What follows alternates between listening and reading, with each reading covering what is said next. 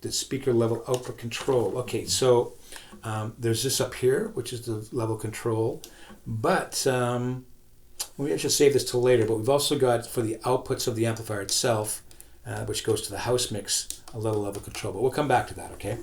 I think they're just referring to this particular guy for the moment. It's also got a analog 3-band EQ for speaker output. So that would be just for this guy, I'm assuming, because the digital EQ will affect the output of the entire amp to the house mix, but this guy won't. So on stage you can have either a low, mid, and high, and control your own sound on stage, which is nice because you're not, anytime you make a change, you're not doing it to the house mix out front, right? That would drive the house tech crazy if you did that all the time on them. So flexible that way, you kind of get the two EQ levels of coming out of the sound. Memories and settings here. So you've got let's go back here. So channel 1 and 2. Well, let's go to main output, right? And you notice that the little 2 LEDs went off. So I've got it set to operate a little bit differently with a foot switch.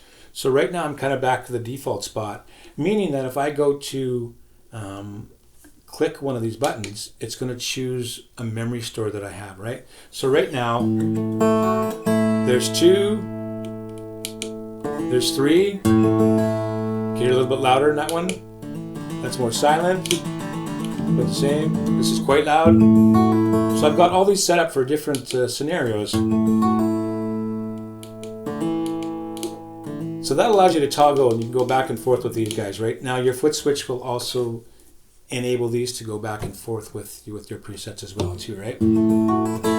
So then we've got now if I went back to this scenario that I had set up, which was what did I have it? I had it at, say, 1 to 4 there. You notice the LEDs come on again, right? But now what's going to happen, I'm going to take off A, guitar's gone silent, right? Now I'm going to put it back on, guitar's back, and effects are off. So basically when I hook up a foot switch, I can shut them both off at the same time, and or just have the guitar coming out with no effects. So pretty cool. I'm, for the moment, going to go back to the mains again, and this is the main output. Okay, so we went through the memory things. Now, let's go back to our main page. So I'm going to toggle through the main page settings. So you got a few menus. You got the main mix, you got the aux mix, you got the delay, you got the reverb, you got the main mix, back to the main mix again. Now, those are the pages with that button. Now, while I'm in the main mix, if I hit parameter, I get the main pan, so you can pan if you're going to run stereo on the amp, which I'll show you how to do that in a second. You can pan, of course, right? And then you kind of main level the output of the amplifier. Now, if we go back to page again, and we go to, let's see, main mix. If we go to the aux mix and you click parameters, you get the aux pan and the aux level out. Okay? So then if I go to the page to delay and you go to the parameter, you get some of the settings, like I said, for the delay. And then if you go to the reverb, same thing, parameter gives you those additional settings. And then you're back to the main mix. The parameter button on its own, it's just those same 3. And the system button, you see the main mix, you see the input meters, and you see the memory location and the assigns. So a lot of, it's really, really packed with a lot of features that way, right? And you have the aux input up here. Okay, so that's basically it. Now, the inputs of this amp for guitar is quite amazing, because basically you can throw any pickup at it and it'll work. So like I said, I've got the Yamaha here, that works no problem. You heard the Seymour Duncan works no problem. Now, if I had put in here a K&K, which typically needs a 1 meg ohm input, and a lot of systems don't have that, so you have to buy a preamp or a preamp from K&K. But this amp has a 1 meg ohm input built into this guy right here. Now, what you can do is you can toggle between your line level settings, and then if it's too hot, you can pad, okay? So some pickups might be really hot, you can pad them down, you've got a level control, and I think this can accommodate probably any pickup in the market, and you can find a configuration that'll make it work. So very powerful that way. They really took into consideration that, while you have an acoustic amp, and you can put acoustic guitars through it. It can really address a lot of different acoustic guitars, and also microphones, and also, you know, phantom powered microphones, because there's a 48 volt supplier there as well. Okay, so we've got a 1/8 inch aux output, so let's turn this amp around again.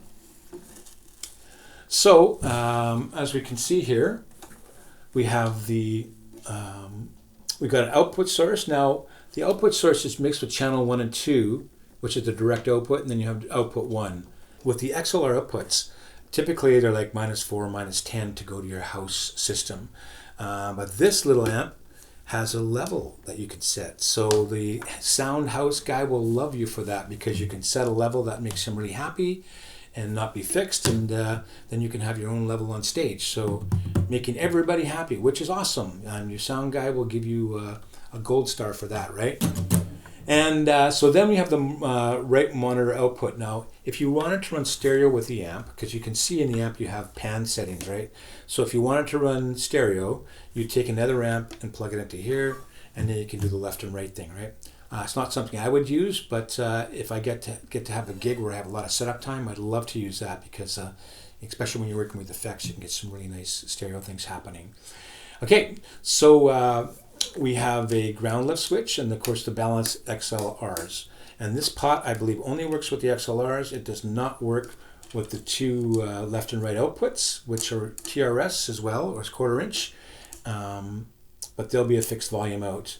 And then of course your foot switch, and you can see here's where you would charge, here's your power switch, and here's your indicators for when you might charge the amplifier, right?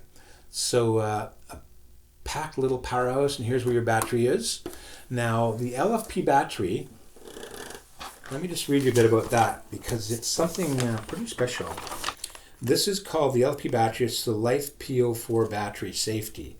So it utilizes the same lithium iron phosphate batteries and protection charging circuits as the A655 since 2018. It says these batteries are not the same as lithium or the Li or lithium polymer batteries. They selected the lithium iron phosphate for its advantages in safety properties and long service life. It's thermally and chemically stable, reliable without the possibility of fires, which is awesome. It's got a long service life, a long shelf life. It exceeds that service life of many other batteries, so that's good to know. And they've also enclosed it in a metal cage. They've added battery protection circuits, so, you know, for over voltage, thermal shutdown, overcharge circuit protection, over drain protection. So they've really made sure that you have a safe amp, and it's also approved and MSDS certified. So well done, Elite Acoustics. Getting back to the features, I think we've ran through almost all these. We're getting there. Now it's got the integrated pole mount, so you can see I've got it mounted on a speaker stand right here.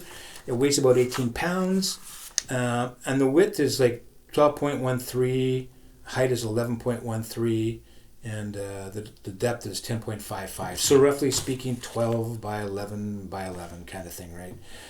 18 pounds, and designed and assembled in the USA. And again, if you get one of these amps, always reach out to Elite Acoustics teams, because they're always looking to improve things, and I think that's pretty fantastic. Now, I was telling you about the foot switch, so let's actually put this in practice. Because I've got this, I'm going to be using this for a show, upcoming show, and I get to the great honor of opening for Matteo Mancuso, and I'm going to use this on stage.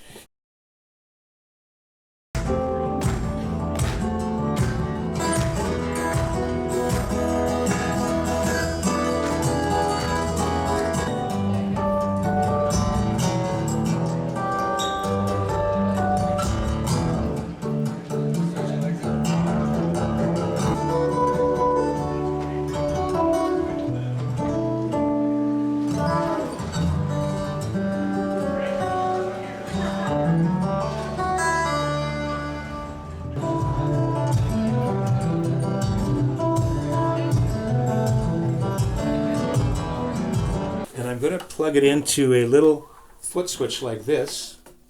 All right, so it's just a TRS cable plugged into this. This is a ring tip kind of foot switch. So I'm going to plug this into the foot switch right here. And upon doing that, I'm going to go back to my parameters. So right now I'm triggering the different presets or scenes by clicking the foot switch. Okay, but I don't want that. I want to be able to go silent when I'm tuning between songs. So what I'm going to do is I'm going to go to the system, and I'm going to change the assign. Well, let's try this now. Let's go to channel 1 and 2, okay? Let's see what happens. 2, you can see I've got the A and B switch. Now if I use the switch up here, I can turn them on and off. So this would be for channel 1, right? That'll be my Yamaha pickup system. If I want to use this, that. And of course I want to bring in the magnetic, which kind of gives me that snappy percussive stuff. Right? If I go back to just the Yamaha, you get body sound, but it's just not as snappy. So, right? So you got the blend of the two. So if I just wanted to have the Yamaha only, I would. If I don't want any percussion, kind of if I want to turn the acoustic or the Yamaha off and turn on the a bit more of a thinner sound there. So, or I can keep them both on, right? So that mirrors the foot switch. I can take them both off. Click in the Seymour Duncan, and then bring in the Yamaha pickup system. So flexible that way. Now let's go to this guy, which is channel 1, 2, and 3, and 4. So theoretically, on the A switch, I'm going to have channels 1 and 2, which are 1 and 2, and 3 and 4 on the B switch, which is nothing. I've got nothing set up in that, right? So let's prove that. I'll kind of go. I'll turn off my 1 and 2. I've got nothing, right? And you can hear there's nothing going on there, like I told you. So I'll bring in channel 1 and 2, right? So when I'm on stage and I want to, tune, I just kind of hit both switches off, and I tune. Everything's silent on stage and going to the house mix. Then I'm back in, and you don't hear any pop, which is the sound guy will love you for that too, right? Okay. Now, if I wanted to mute individual channels, I could do that. I can just come to this menu right here and press the mute button, and press the mute button, and everything's dead once again, right? So that's another option. I just think it's much more handy if you have the foot switch. Now, if I hit the foot switch, they'll still stay muted, okay? So you have to come back and actually unmute them here. All right? There we go. So this overrides the switches. So that's, like I said, you need to get to know the amp so you don't end up in frustrating situations. Now again, in order for me to shut off the external sources, I have to make sure that this button's out. If it's in,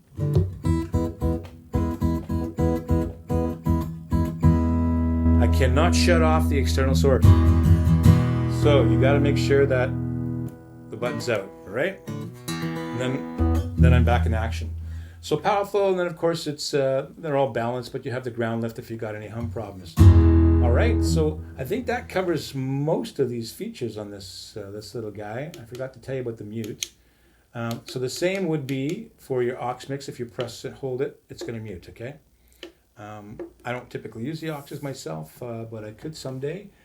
And wow, packed with tons of features, right? Some examples for you. So I'm using the Yamaha right now with the dual source pickup system. As you've heard, I've got channel 1 coming through the Yamaha pickup system, and channel 2 with the mag mic. And I've got some reverb set up. So here's my settings. If I go back to my main page, the Yamaha will be set as this. So here's my channel 1 for the Yamaha. Here's channel 2 for the mag mic. I'm going to back that off just a little bit.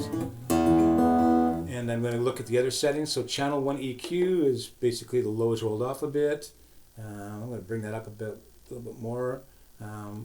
Just basic settings. The highs down a little bit. Okay, so let's go to, you can see I've got my polarity switch on this particular system on. I've got the channel EQ, so I've got those kind of like 4 pages, right? So I got the, go to page 1 here. So I got, for each channel, if I go through it, I'm on channel 1. There's my EQ, there's my utility page, there's my compressor gate page, and there's channel EQ again, right? So Let's go to channel 2. As you can see, I've got it a bit hotter. This is my the Seymour Duncan mag mic. And here's my EQ. I'm going to turn up the bass a little back there because we were messing around with that. Highs down a little bit, pretty much the same, right? Now I'm not going to touch this because I've already changed the polarity on channel 1, so we're good that way, right? And then I'm going to just bypass the filter. You can do a high pass if you want to roll off that, so that, right? So if I stayed there, let's try this.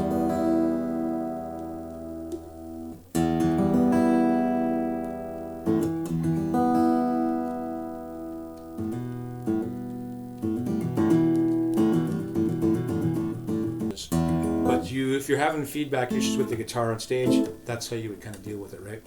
So there you go there. Now, yeah, if I go back to my page again, if I click this again, I'm back to the EQ, okay? I've got both channels going, so.